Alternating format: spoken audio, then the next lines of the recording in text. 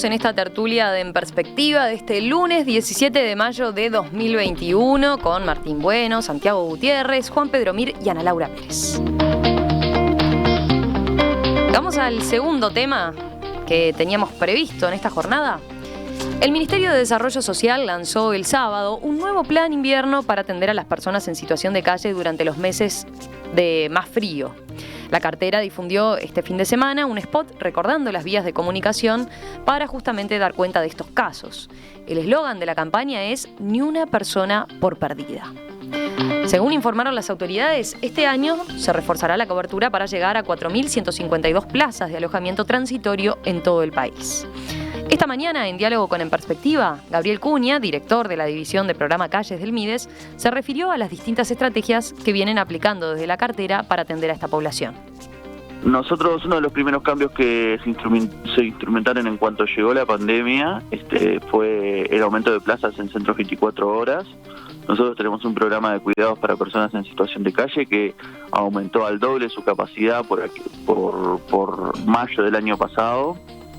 En la misma línea seguimos generando centros 24 horas a lo largo del año 2020. Y también en marzo de este año instauramos un programa de viviendas con apoyo que buscó centralizar las respuestas que empezamos a dar sobre el final del año pasado de apartamentos para personas que tenían un nivel de cronicidad en calle bastante alto, o sea que habían estado durante mucho tiempo en centros nuestros. En esa misma línea estamos trabajando junto con Salud Mental de ACE para en breve estar inaugurando un programa de rehabilitación para personas en situación de calle.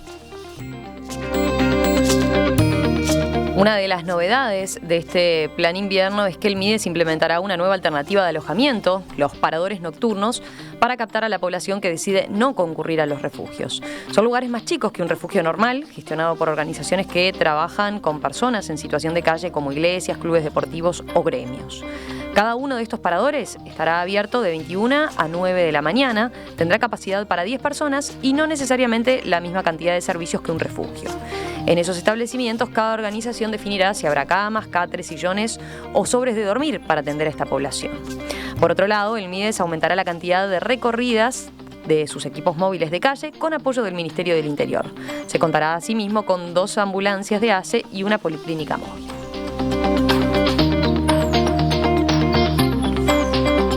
Bueno, ¿quién tiene ganas de comenzar en este tema?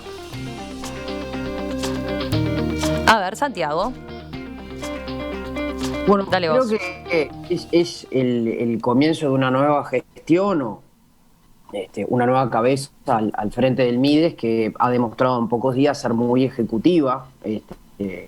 No sé, pero creo que Martín no debe cumplir, no estamos a 17, no cumple ni 10 días al mando del Mides. Martín Lema, como nuevo ministro. Martín Lema, perdón. El ministro Martín Lema. No, porque podía dar confusión con Martín Bueno. No. En este caso estamos hablando del nuevo ministro. No, me refiero al ministro Martín Lema de Desarrollo Social. Que ha demostrado intentar o ser muy ejecutivo. Creo que lo más urgente, es un poco paradójico hablar de más y menos urgente, pero aproximándose el frío.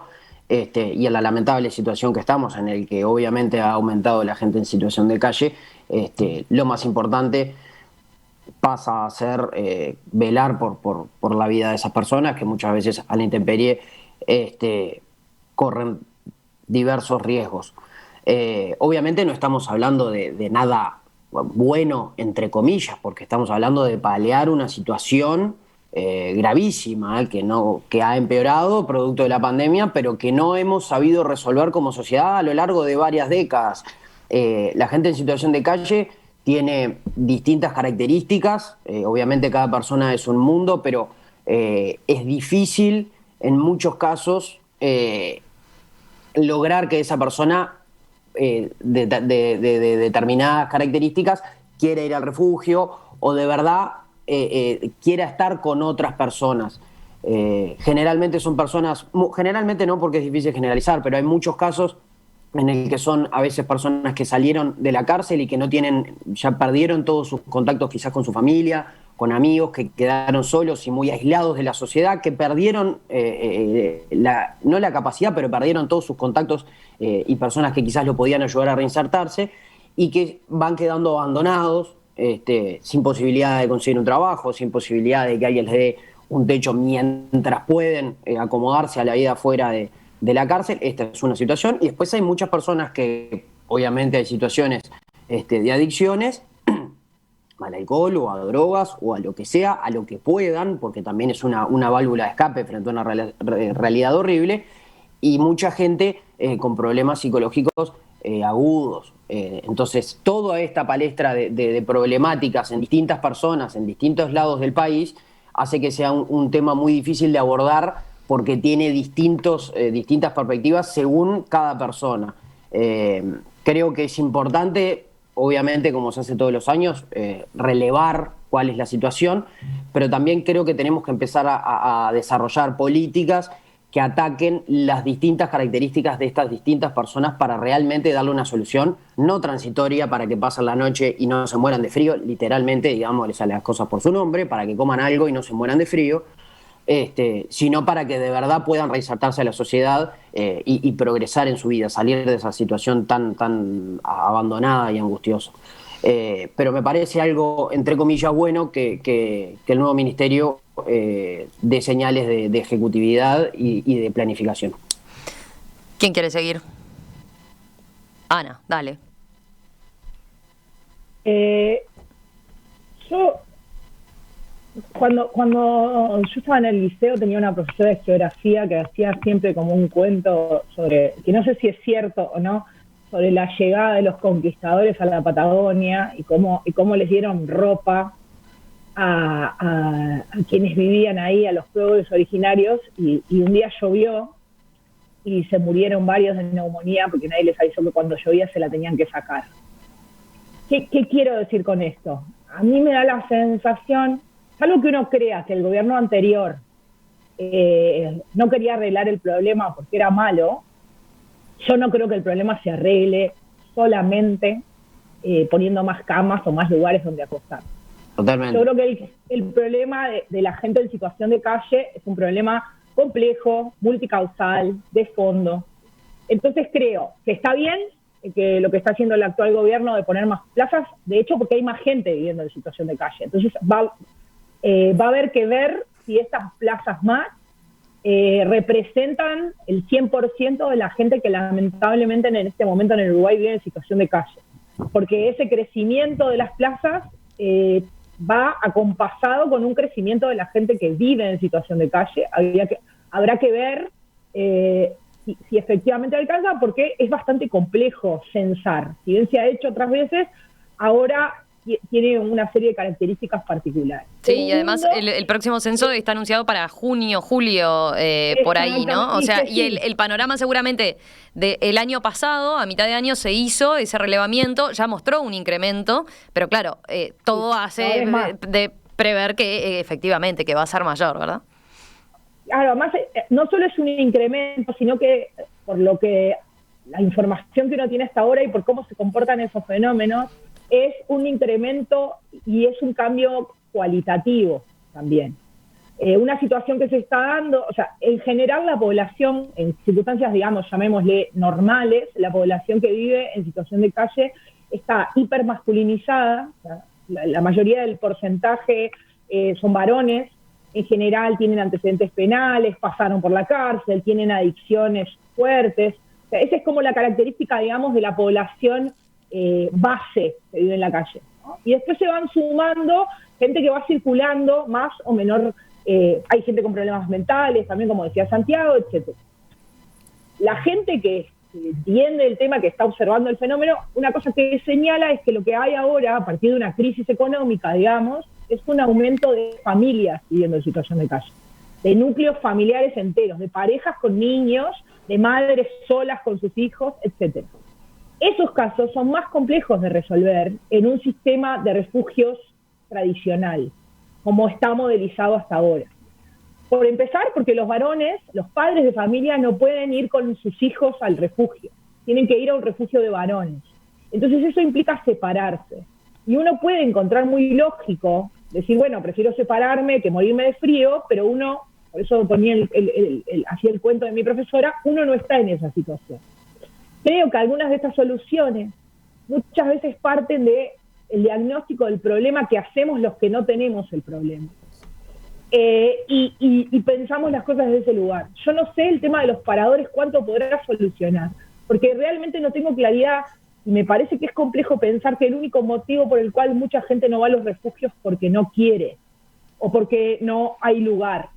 Creo que muchas veces no se va a los refugios por situaciones que son más complejas y no sé hasta qué punto que vos tires colchones en un gimnasio o que los dejes entrar con el perro va a significar una solución a un problema. Sí evitaremos probablemente que alguna gente muera de frío una noche, pero no va a solucionar el problema de fondo y esa gente no morirá de frío, pero morirá de otras cosas derivadas de su vida en la calle. El frío no es el único motivo por el cual la gente que vive en la calle se muere. Entonces creo que es un problema bastante complejo y no tengo un enorme optimismo sobre que estas soluciones propuestas terminen evitando, ojalá que sí, pero terminen evitando que haya una tragedia, porque de hecho el año pasado, por ejemplo, hubo un episodio de muerte de una persona que quiso entrar a un refugio y no había lugar. Los demás episodios de los años anteriores no siempre están directamente relacionados con que no haya lugar, son más multicausales. Dos elementos que incorporo respecto a lo que fue la entrevista que hoy más temprano hacíamos con Cunha, como una de las novedades que seguramente se conozca y se empiece a aplicar. Él hoy destacaba la reglamentación de la ley del periodo de Mujica, que justamente se tituló así: personas en situación de calle, se dispone la obligatoriedad de prestarle asistencia por parte del Estado. Esto ante la pregunta que yo le hacía, ¿no? ¿Qué pasa con esas personas que, pese a todo, se le ofrece quizás más alternativas, pero insisten con quedarse durmiendo en la calle, ¿no? Él nos decía que, bueno, que están próximos a reglamentar esta ley que hasta ahora no se había reglamentado y que establece, por ejemplo, las personas de cualquier edad que se encuentran en situación a la intemperie completa, con riesgo de graves enfermedades o incluso con riesgo de muerte, podrán ser llevadas a refugios u otros lugares donde puedan ser adecuadamente asistidas, aún sin que presten su consentimiento, siempre que un médico acredite por escrito la existencia de alguno de los riesgos indicados en la presente disposición y sin que ello implique la privación correccional de su libertad. Esto es lo que señala el texto. Él dice que hasta ahora esta ley no se ha podido aplicar porque justamente faltaba la reglamentación y que ahora tendrían esta otra herramienta. Y respecto a los refugios nocturnos, señalaba un aspecto que es, él decía, bueno, entender que no todos, que el Estado no puede llegar a todos, ¿no? Entonces ponía un ejemplo bien concreto que es el colegio que reparte chocolate caliente en invierno, muy conocido, y decía, bueno, capaz que José está en la Plaza Independencia y los chicos de ese colegio lo conocen de hace años y José confía en esos chicos del colegio que reparten chocolate caliente y capaz que ellos sí tienen más chance de alguna forma revertir esa imagen y que tienen los refugios y capaz que lo tientan y tiene otra confianza, logra otra confianza con ellos para que sí se vaya a estos paradores nocturnos, ¿no?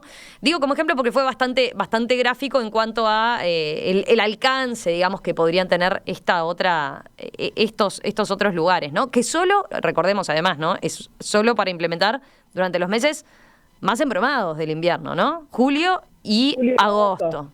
Exacto. ¿Quién sigue? ¿Juan Pedro? ¿A Martín? Dale, Juan Pedro. No, me parece que la idea es buena. La festejo, me parece que es otra puerta más que se abre a un tema que es estructural, que no se va a solucionar, que es un tema mundial de todas las ciudades. Todas las ciudades se ven ante situaciones porque acá el punto es que nosotros damos que va de suyo que este modelo de vida burgués, de trabajo regulado, de estudio indefinido, es el modelo que nos salva del problema. Pero hay mucha gente que no puede sostener este modelo de vida. Entonces, ahí es donde antiguas formas donde la sociedad contenía, ¿no? Donde el barrio, donde jugaba esos espacios donde la comunidad barrial se entretejía. Hoy por hoy el modelo de vida que estamos sosteniendo genera indudablemente de hiperconsumo, de hipertrabajo, de familia nuclear, de autorrealización, genera que quien no llega a ese modelo se sienta cada vez más excluido y sea cada vez más excluido. Entonces, hay un problema que es estructural que no se va a solucionar. No, las ciudades lo solucionan de dos maneras, esas soluciones entre comillas, o punitivamente, entonces sacan a la gente de la calle, la sacan y la corren a donde no la puedan ver, o la solucionan, tampoco la solucionan de una manera integral. Yo creo que ese es el camino de una sociedad democrática como la nuestra, una sociedad inclusiva como la nuestra, donde aspectos como los llamados paradores, aspectos como los trabajos, por ejemplo, la presencia de baños en el espacio público, que estas personas puedan acceder a baños, que puedan acceder a otros espacios, a otros espacios que no sean sacarlos de los lugares de circulación donde ellos habitan, porque no es, como decía Ana Laura, no es crearle una casa territorialmente en el lugar más alejado, no, porque esas personas tienen una circulación que tiene que ver muchas veces con los centros de la ciudad donde sacan parte de su subsistencia y de su identidad. Entonces quizá hay tiene que haber otras medidas, y si algunas se han explorado tanto por el MIDES anterior como por sobre, por ejemplo, el subsidio en torno a pensiones, el subsidio o el trabajo de la educación no social, el no formal, el trabajo de las entidades socioeducativas, y es un trabajo multisectorial. Al MIDES le corresponde, pero le corresponde a los municipios, le corresponde a las intendencias, nos corresponde a nosotros no sumirnos a esa concepción reaccionaria de que porque alguien está viviendo en la calle es una amenaza. No, las amenazas son otras. Entonces, ¿de qué manera nosotros, así como somos solidarios con distintos aspectos, vemos que es el hilo más corto de la sociedad, más explícito, más excluido, donde son quienes se van a morir antes, quienes consumen menos, quienes van a poder consumir menos proteínas, Bueno, ¿de qué manera nosotros podemos integrarlos? A través de los municipios, las intendencias, el Ministerio de Educación y Cultura, ofrecerles propuestas socioeducativas o propuestas de habitar en los espacios públicos y no necesariamente la exclusión del espacio social hacia los lugares de las márgenes de la ciudad. Martín. A ver, este tema, a mí lo que me pasa es que como que es uno de los tantos temas del Uruguay que nos vamos anestesiando. O sea, no tengo muy claro los motivos, lo que dijo Juan Pedro recién es muy interesante. Es muy interesante porque seguramente debe haber un componente que tiene que ver con eso. Este tipo de sociedad es agotadora por momentos, si no hay duda, pero también tiene que ver, seguramente hay un componente que es lo que dice Juan Pedro, y hay otro componente que el Uruguay no da herramientas básicas también, a miles. Otro componente de que son las cárceles, o sea, una cosa horrible lo que pasa allí. Entonces capaz que hay gente que pudo haber estado en esta sociedad, no todos, pero y no pudieron estar porque Uruguay no dio las herramientas básicas, o los mandamos a una cárcel con 18 años y los destruimos. Entonces, digo, es muy complejo. Sí, lo que a mí me preocupa, y no porque esté mal lo que está haciendo el MIDES, que parece que, a ver, el MIDES es la última trinchera, y está bien lo que está haciendo, porque es la última trinchera. Pero ahora es como que nos conformamos que el objetivo es que no se muera ninguno de frío. Y eso es como que es tan poca cosa conformarnos con ninguno se muera de frío. A ver, hay que hacerlo, por supuesto. Pero lo que tiene el escándalo público, después de 3, 4 niveles y la anestesia, ¿no? de que nos fuimos dando a través de los años, ahora el último nivel que tenemos, que no estamos anestesiados todavía, es que se mueran de frío. Entonces ahí está el gran objetivo. ¿Bien? Y capaz que lo logramos, o capaz que no, pero todo lo anterior ya es como que estamos acostumbrados, es parte. Lo que decía Juan Pedro dijo algo que es clave, y claro, para la gente común no lo vemos, el tema de los baños. Para esta gente, tener un baño que puedan concurrir de manera libre, tranquila, en paz, es muy importante. Montevideo no tiene baños públicos. Montevideo es una ciudad sin baños públicos. Eso es muy extraño en una ciudad capital. Casi todas las ciudades tienen baños públicos, ¿tá? Y algunas tienen hasta baños públicos, y tienen baños con vestuarios, con duchas. O sea, eso podría ser un proyecto, pongo ejemplo, ya que Carolina Cose y el Gobierno Nacional pudieron coordinar en algún tema, ¿ah? Como el transporte. Podríamos coordinar un sistema de baños públicos, que lo usaremos todos, pero en particular esta población. Eso no es, o sea, es una obra, diríamos, menor, digo, es algo que el Uruguay, si se lo propone, seguramente lo logre, y esta población seguramente sea de los mayores beneficiados en algo mínimo, pero quizás sea mínimo para nosotros, pero que quizás para ellos sea muy relevante eso. Digo, nada, va por ahí, es un tema que la verdad a uno lo tiene un poco desolado, porque aparte uno lo que ve es que está aumentando la gente en situación de calle, hay muchísima gente, ¿tá? Y otra cosa que ahora son las cosas de los gobiernos y los indicadores. Estamos midiendo cuántos duermen en la calle. Entonces vamos bajando los que duermen, pero que no significa que estén en situación de calle. O sea, viven en la calle, pero de noche los llevamos a dormir a un lado. Entonces tenemos un indicador que mejora, porque mejoramos las capacidades para que duerman bajo techo, pero sigue siendo gente en situación de calle. Entonces es muy complicado. De vuelta al MIDES, la última trinchera, está bien lo que está haciendo, pero me parece que tenemos que meterle pienso, y me parece que Juan Pedro ahí tiró algunas líneas que están buenas para hacer cosas adicionales, además de que no se mueran de frío. Sí, eso de lo que mencionaste recién de los niveles de anestesia que pasamos antes, ¿no? Antes de eso es fuerte. A ver, alguien... El otro detalle que hay, después lo último que digo, que hay grupos sociales que tienen la capacidad que no lo queremos ver. O sea, llega un momento que no queremos verlo. Y hay gente que tiene esa capacidad. Entonces se van generando lugares, ¿tá?, donde no se ven esas cosas. Poco de hecho, y se baja, diríamos, la cortina, y así vamos generando una ciudad de burbujas, una sociedad de burbujas. Burbujas y tubos conectores entre las burbujas, los tubos conectores, y cada uno se mueve en sus burbujas. Y Uruguay se está convirtiendo, lamentablemente, no de ahora, hace muchísimo tiempo en eso, ¿no?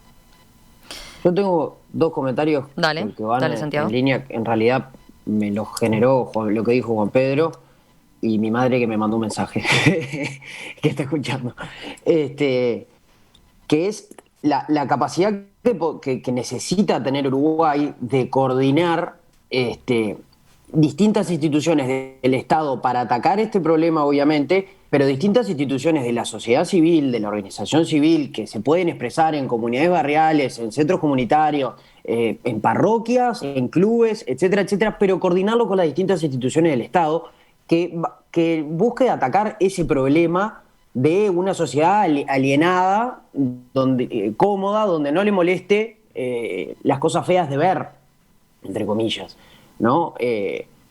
Creo que el otro día, pongo un ejemplo puntual, yo estaba acá en mi casa de mañana y llovía, y a mí me da la sensación de bueno, cuando llueve es como que todo está más tranquilo, ¿viste? La gente anda menos apurada.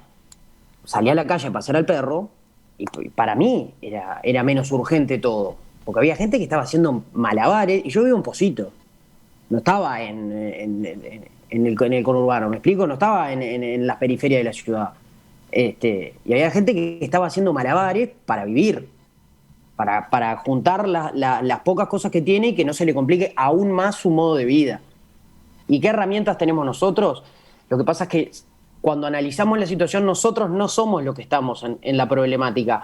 Entonces, eso que decía Juan Pedro, la única alternativa que vemos viable es cómo hacemos para integrarlos a nuestro modo de vida, que es de verdad lo más complejo. Y creo que ir hacia un modelo de un tipo de soluciones que escape un poco a la lógica de o se integran a este modo de vida o lo sacamos de la vista, entre comillas, que es horrible.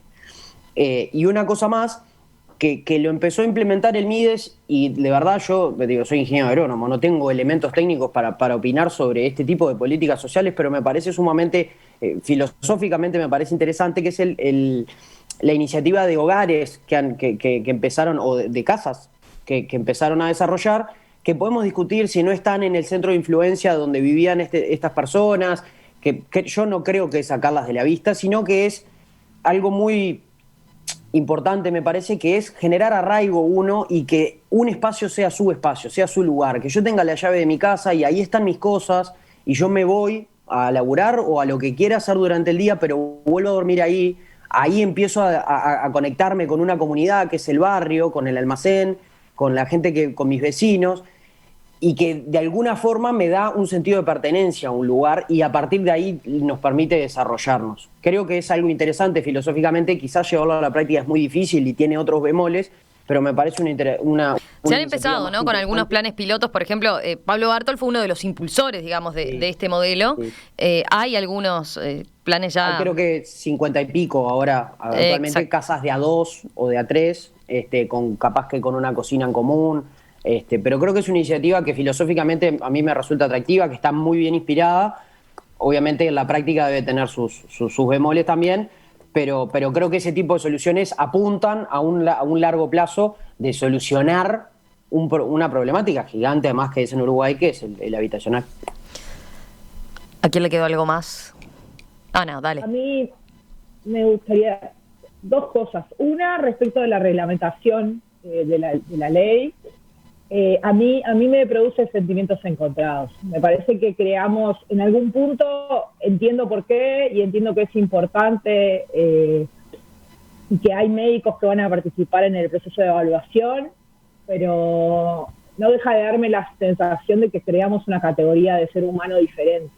Yo si voy al hospital y no tengo más ganas de estar en el hospital y de que me sigan atendiendo, tengo la capacidad legal para hacer eso, levantarme, irme, firmar un papel, irme para mi casa.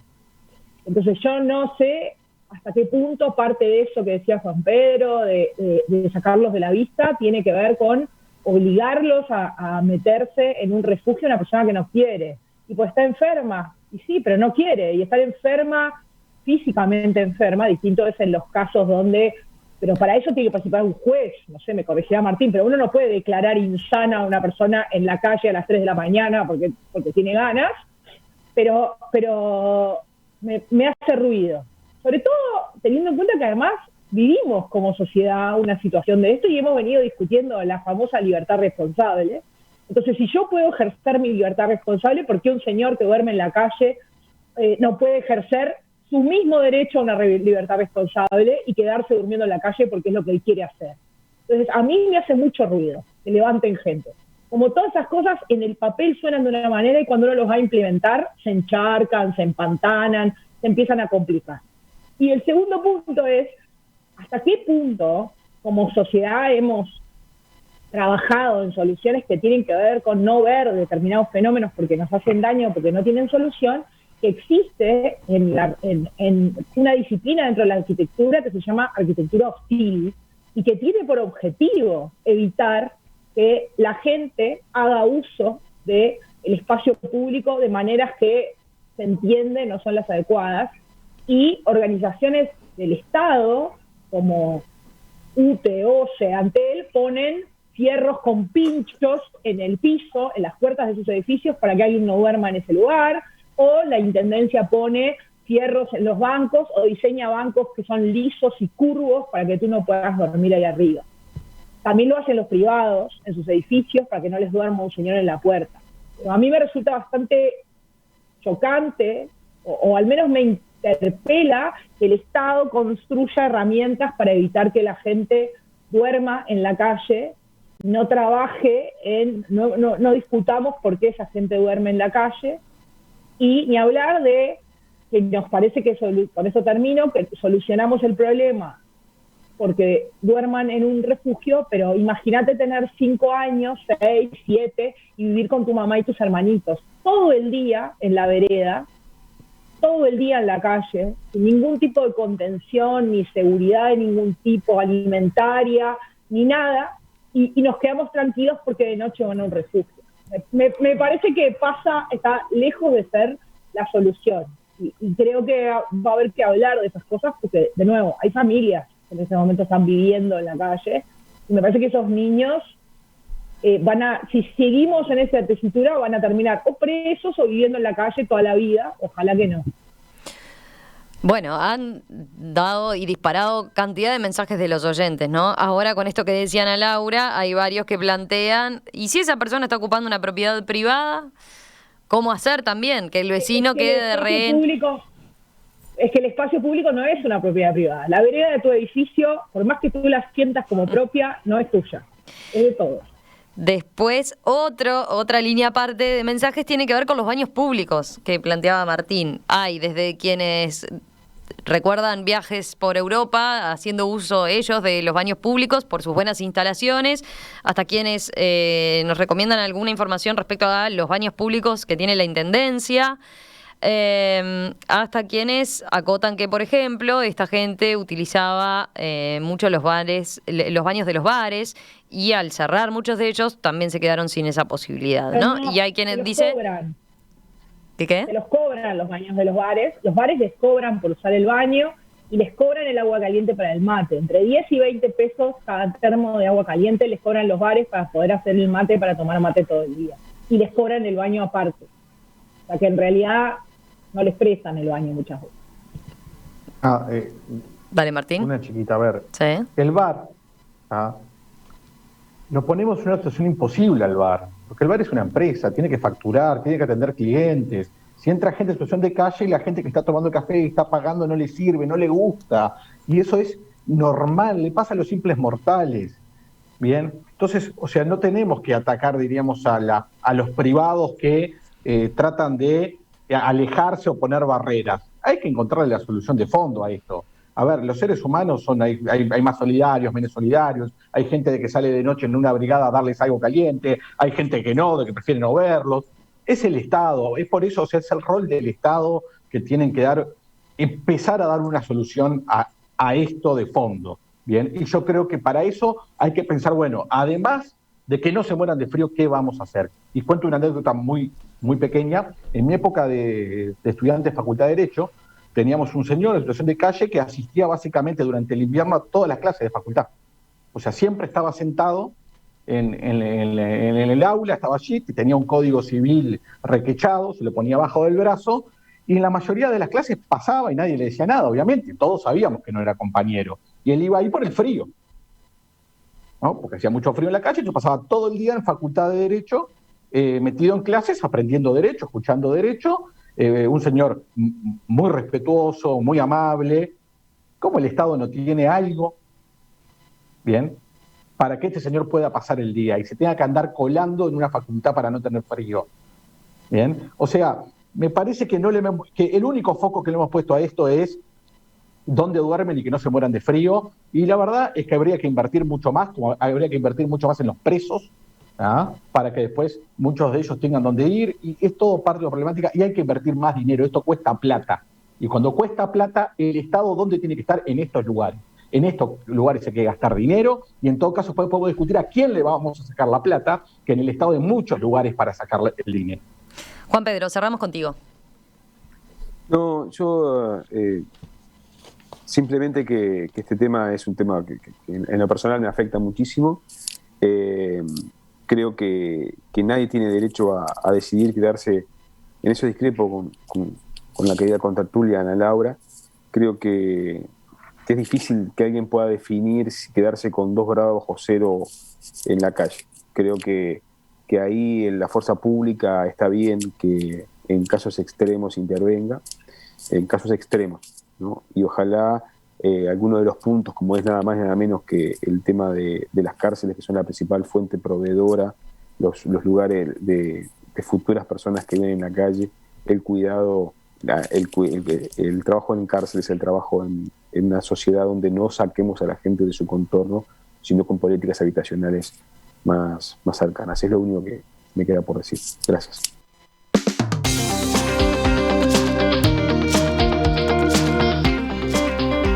Sacrificamos los telegramas hoy, Sacrificamos los telegramas porque, bueno, este tema era imposible abordarlo de forma corta, así que cerramos por acá la tertulia. Le agradecemos a Ana Laura Pérez, Juan Pedro Mir, Santiago Gutiérrez, Martín Bueno.